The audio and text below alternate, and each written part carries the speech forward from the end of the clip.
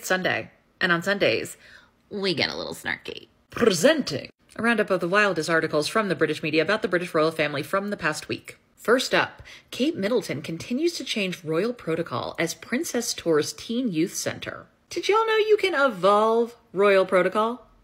Absolutely amazing. I'm sure this author feels the exact same way when it comes to life comes at you fast. The argument of there's no double standard doesn't work when it's clear that there's a double standard, sometimes from the exact same authors.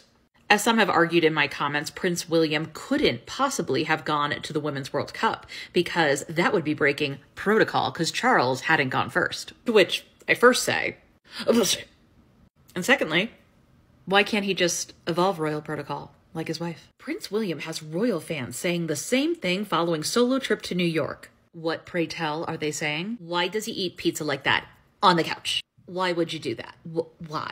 This is an opinion piece from the Royal Rota reporter for The Mirror. King Charles showed he will not shy away from big issues with climate change timing. And then there's this. King Charles III highlights climate issues on visit to Bordeaux. Maybe talk to your prime minister about this. Kind of feels like the call is coming from inside the house. But the monarch is apolitical.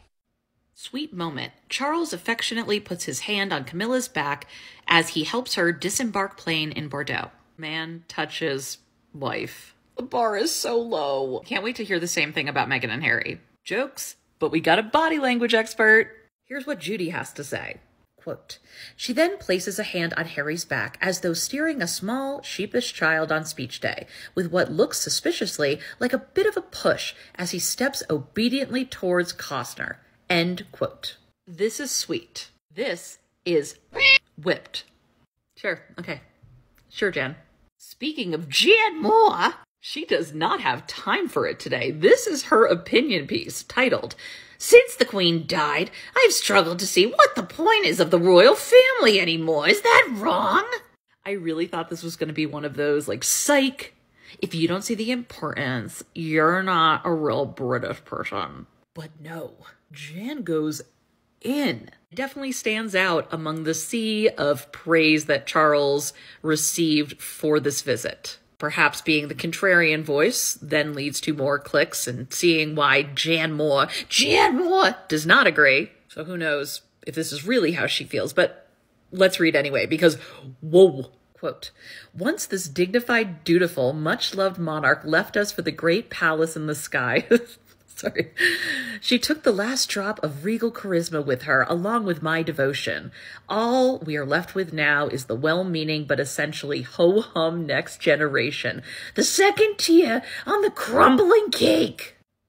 Jan, blink twice if you're okay. She calls the Macrons weirdos, which is just, I don't know, it's kind of funny.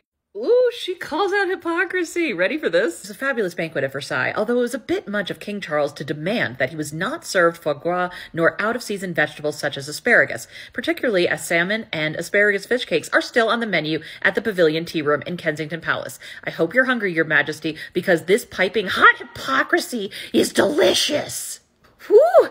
Welcome to the resistance, Jan? He goes into how Camilla looks miserable on this trip and was made to play ping pong during a cringeworthy public event. She says that Camilla probably would prefer being at home, feet up, ciggy lit, dog on laugh, but I disagree. She would clearly rather be smoking with her best friend. Oh, but Jan isn't just talking about France, okay? She's going across the pond. Can't wait to hear how offended people are by me saying 3 words in a bad British accent. Quote, and if that wasn't bad enough, Prince William in America was even worse. Wow. Jan. She says that the people that had to listen to his speech probably wish they were on an Earthshot the hell out of there. Who writes this banal guff for him? Somebody that does not make enough money, to be honest. Then he went to inspect some oyster beds. Don't ask me why.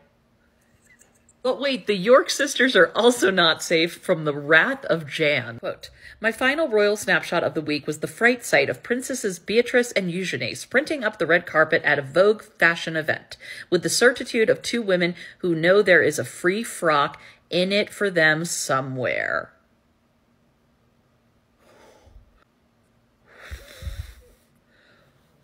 Who gave her the regular biscuit instead of the chocolate biscuit the day that she wrote this? Who are you, Jan? I mean, this was rough. Wow. Do you think she's like, I'm going to show that weirdo that uses a Marge Simpson voice to describe me? I'm going to show her and she's not going to be able to talk about me this week. But here I am. Thank you, Jan. And that is your weekly Sunday Snark.